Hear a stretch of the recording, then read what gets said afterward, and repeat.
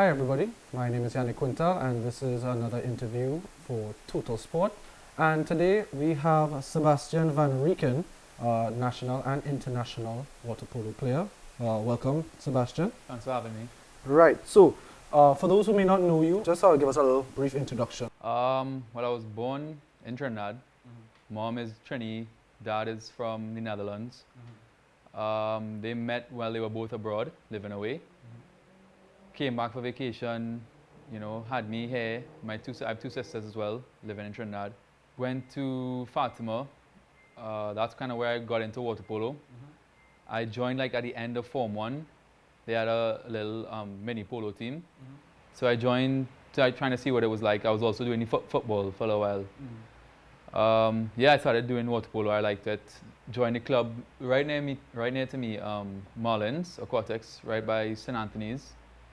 After a year joining there, I would join the national team and been playing pretty much ever since. Was water polo his first sport, or were you introduced to it through swimming, or which one was your first sport, and how did water polo find you? Yeah, that's a good one. I mean, I did football for mostly time growing up.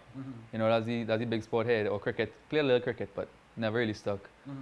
Up to Form 1, basically, I was playing football the whole time. I was on Fatima's Form 1 side, and then, I mean, I still love football. Football to me is tied for first best sport for me. But polo just came. I don't know. I had some friends, family friends at the time, and they were playing polo. And I would hear about these schedules that they were going through because they were on the national team already, and they were going through. I would hear the lines, 5 a.m. training. These guys went out to the pool 5 o'clock in the morning. Then again at night, you'd never see them anywhere. They'd either be sleeping or they'd be in the pool. I was like, wait, boy, I can't do that. So Form 1 came around, and it was in a small pool, you could stand up in the pool. So I was like, let me give that a little try.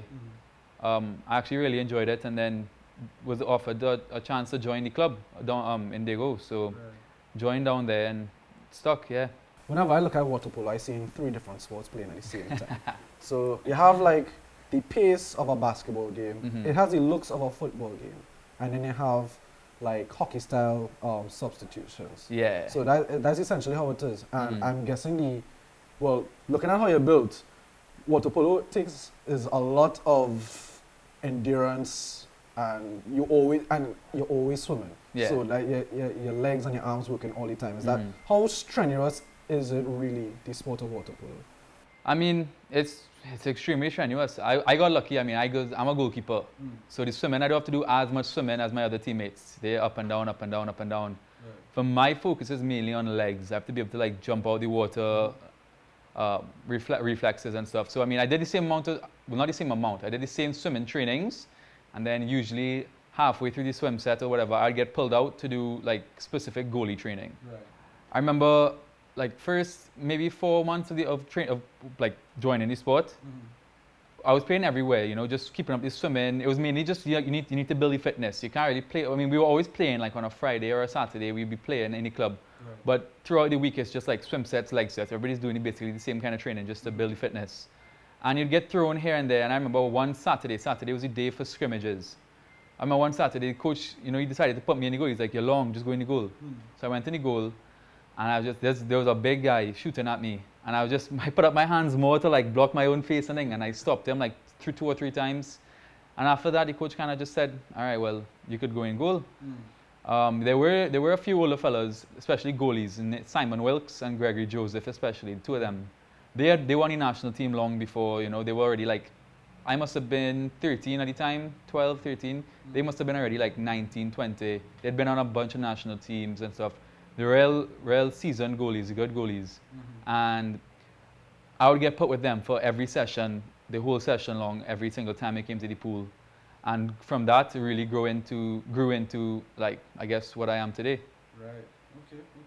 So from Fatima, right? Going into, I'm guessing, university. Which university did you go to? I ended up going to Iona College. Iona College? Yeah, in New York. In New York, okay, all right. Big city, bright lights. Yeah. So how was the water polo program over in Iona? In Iona, I mean, East Coast versus West Coast is always a big discrepancy. You want to go to California to play. That's the mecca of water polo, at least for America. Beach as well. Beach as well, yeah, of course.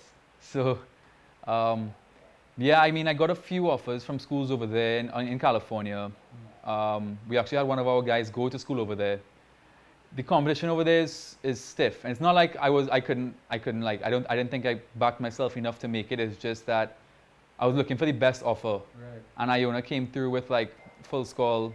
So I was like, all right, I'll try it out. I took a trip to America before, and I was visiting schools. I went up to Johns Hopkins. I went up to Iona, Fordham, and I picked Iona. I mean, I met the coach, everything. One of my other friends from the national team actually was there already for a year. So he showed me around the place, and I liked it. It was a smaller school. It wasn't like 30,000 people. It was like I don't have the exact numbers, but it was a smaller school. It was still Division 1, so it was very competitive, which I liked. You know, I went to check out the locker rooms and everything. It all looked very like professional, well, as professional as a college could be. But yeah, I took a liking to the school. I took a liking to the coach, the program, and they took it serious. I saw the guys took it serious. You could see that like there were no slouches on the team. I went to see them train and whatever. So after seeing that, getting introduced to the school, I was like, yeah, this is the place for me. Right. So you're not only going there for sport, you're also going there for education. Yes, so, correct. What's your major? I was studying environmental engineering in Iona.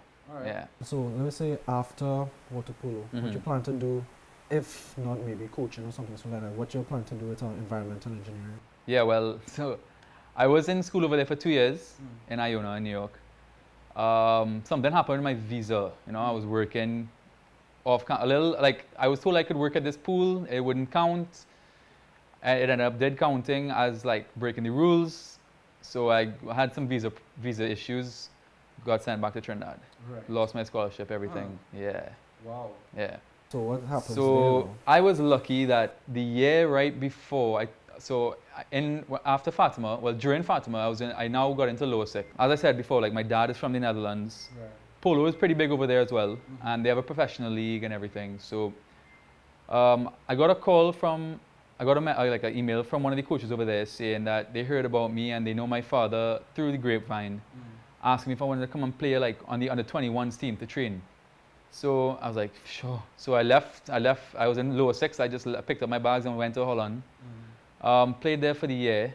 Loved it. That took the level like completely above. So what's the atmosphere like going from college into, you're now all of a sudden you're in the midst of club polo in the Netherlands? I mean, the fondest memory I have is that like pre-season we took a training trip to Italy and we stopped at a pool, and the club they host is called Pro Reco. They're like the best polo team in the world. You know, they have like Spaniards, Italians are great, Hungarians, all those the Eastern Europeans are the best at the sport. And we took a training trip over there, and it's the amount of money that they funnel into this sport. Like in Trinidad and like in North America and stuff, we see a lot of the money go into like the cricket and the football and the basketball. But over there, I mean, football obviously is still the number one. But polo, like if polo in Trinidad is like the last rated sport, over there it's like top 5. So the amount of money they generate and the amount of money they funnel into this sport, it's crazy. They have a bunch of different like pools where they train. Like if it's a nice sunny day, they go and train in a pool that's right on the ocean, on the coast. If it's cold, they go and train indoors. And those players are just crazy good, like just out of this world. So going over there and playing against those players and seeing how they operate, it really took me like, I was very ready to go to college. Being a part of the water polo team, the World Championship team, because it was a huge accomplishment for you. Yeah.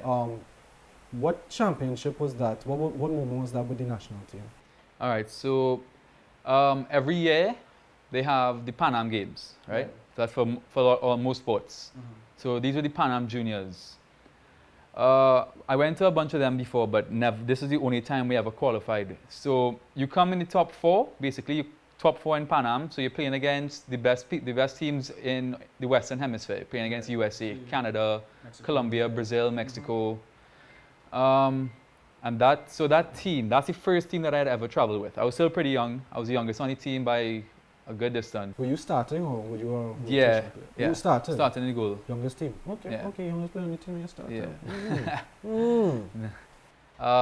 So yeah, we went to Puerto Rico. This is where it was, San Juan. 2011, yeah.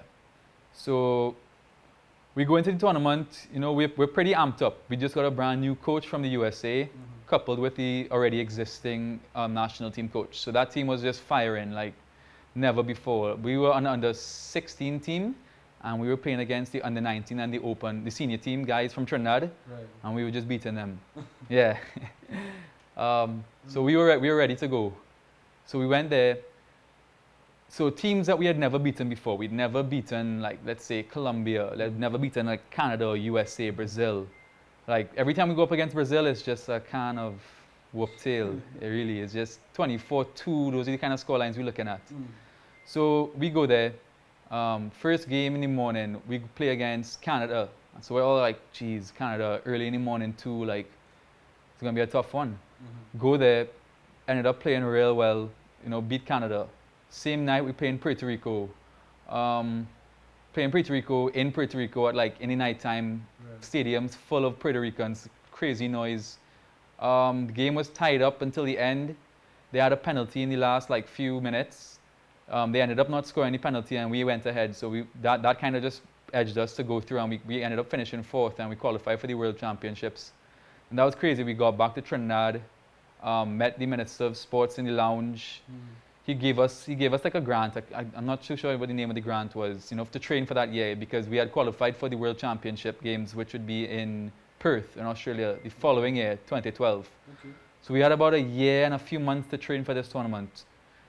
So like thanks to the government, the Ministry of Sports, we were able to like travel to California for a few weeks and do a training camp over there, and go to just get a bunch of tournaments under our belts to get ready for this big one. But the team that went there was just, it wasn't only the skill, you know, because everybody in the team had skill, but not everybody could play. It was just the camaraderie down that team and the togetherness. That was the closest I've ever been on a team with my other teammates. And we were just firing on all cylinders.